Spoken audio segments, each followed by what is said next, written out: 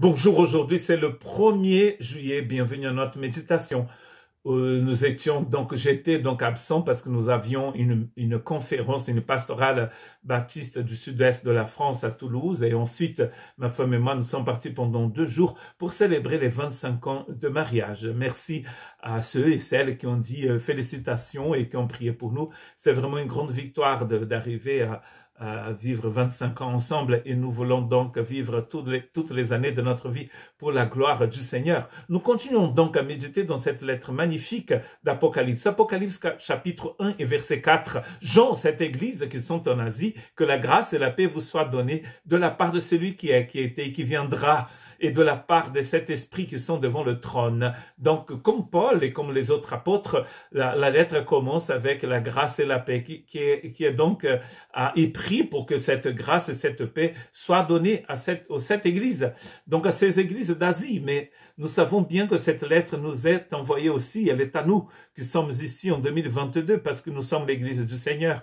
La grâce et la paix nous est proposée, la grâce qui nous donne en fait le salut, et par ce salut, par cette réconciliation avec Dieu, nous avons la paix, comme nous dit Romains chapitre 5 verset 1. Étant justifiés par la foi, nous avons la paix avec le Seigneur. Et donc vous avez déjà reçu la paix si vous êtes avec le Seigneur. Et il continue dans le verset 5, cette lettre vient aussi de la part de Jésus-Christ, le témoin fidèle, le premier-né des morts, le prince des rois de la terre, c'est lui le Seigneur.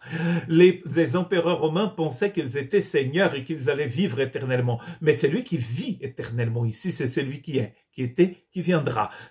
Vous voyez que là déjà nous avons des attributs du Christ.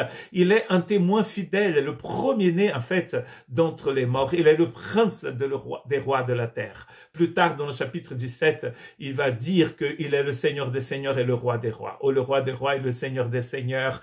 Il est donc le prince des rois de la terre. Les rois pensent que c'est eux qui règnent, mais eux ils règnent pendant quelques années, après ils meurent. Mais lui, ici, il vit pour les siècles des siècles. C'est un message qui est très important dans Apocalypse, celui qui vit pour les siècles des siècles. Ensuite, dans le verset 5, Jean va résumer en quelque sorte l'évangile du Christ Jésus en disant, il nous aime.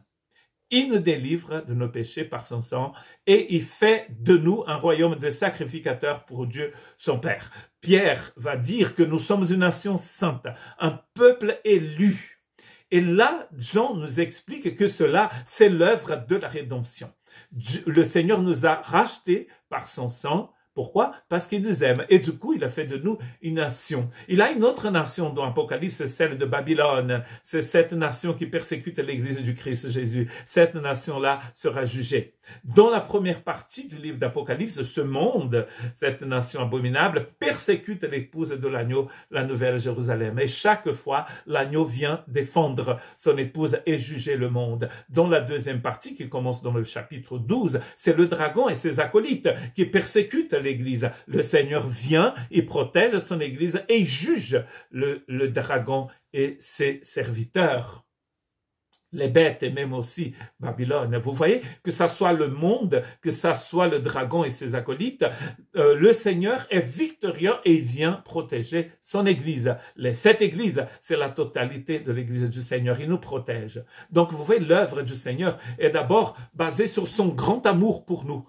Paul nous dit cela dans Éphésiens chapitre 2. C'est à cause du grand amour qu'il a pour nous, qu'il nous a donc ressuscités avec lui.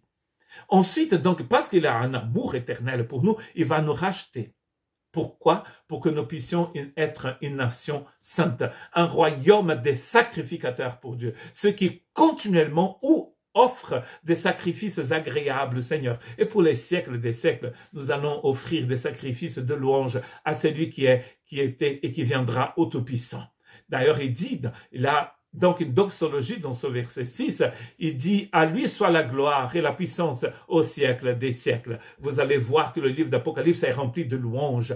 Constamment, les êtres, les anges, l'Église est en train de chanter à celui qui est assis sur le trône, soit l'honneur, la gloire, la louange, soit tout, parce qu'il est celui qui est, qui était, qui viendra. Et vous, en Christ Jésus, vous êtes devenus une nation sainte.